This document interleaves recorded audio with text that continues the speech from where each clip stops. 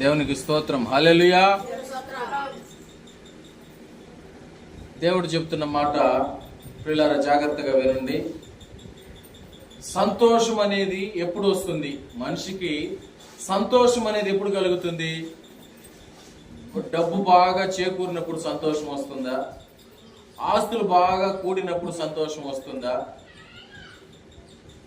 కారులో బంగ్లాలు కొన్నప్పుడు సంతోషం వస్తుందా?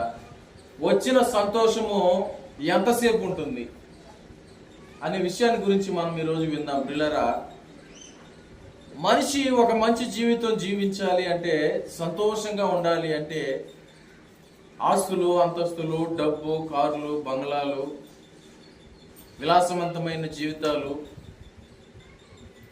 తనకిష్టం వచ్చినట్టుగా జీవిస్తూ వ్యభిచరిస్తూ అలా ప్రవర్తిస్తూ తన జీవిత విధానంలో ఇలా గడిపేస్తూ ఉంటే సంతోషం రాదు. అది సంతోషం కూడా కాదు. దేవుని దృష్టిలో దేవుడు చెబుతున్నది అది కాదు. ఒక మంచి జీవితము జీవించి సంతోషంగా ఉండాలంటే దేవుడు చెప్పిన సద్గుణాలు నీలో ఉండాలి. అప్పుడే నీవు నిజంగా ఆనందించగలవు, నిజంగా సంతోషించగలవు, నిజంగా నీవు మంచి జీవితం జీవించగలవు అని దేవుని వాక్యం చెబుతుంది. పిల్లరా, ఆ గుణాల గురించి మనం ఎప్పుడో ఒకరోజు వివరించుకున్నాం.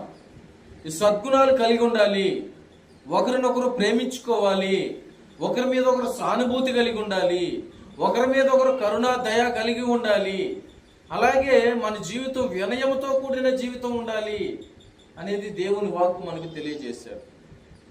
ఇలాంటి జీవితాన్ని జీవించిన వారు ఎవరు అంటే భూలోకం మీద ప్రభు అయిన యేసుక్రీస్తుల వారే అని గట్టిగా చెప్పగలం. ఎందుకంటే ఆయన ఒక్కడికే ఈ సద్గుణాలన్నీ కలిగి ఉన్నాడు. అందుకే ఆయన సంతోషముగాను మంచి జీవితాన్ని జీవించాడు, పరిశుద్ధంగా జీవించాడు అని మనం గట్టిగా చెప్పగలం. ప్రియులారా, ప్రభు అయిన యేసుక్రీస్తుల వారు చెబుతున్న మాట ఏమిటంటే, ఎవరు మీ యొద్ద నుండి తీసివేయలేని సంతోషాన్ని మీకు ఇస్తానంటున్నాడు ఆయన. ఏమంటున్నాడు? ఏ మనిషి కూడా నీ యొద్దనున్న సంతోషాన్ని తీసుకుపోలేకుండా నేను ఇవ్వగలను ఆ సంతోషాన్ని అని ప్రభు అయిన యేసుక్రీస్తుల వారు మనకు తెలియజేస్తూ ఉన్నాడు. ఫిలిప్పీలు రాసిన పత్రికలో పౌలు రాస్తూ చెప్తున్నాడు ఆ మాట. ఒకసారి చదువుకుందాం ప్రియులారా. ఫిలిప్పీల గ్రంథము 4వ అధ్యాయము 4-5 వచనాలు చదివినట్లయితే మనకు అక్కడ రాయబడి ఉంది. ఏమని రాయబడి ఉందో చదువుకుందాం.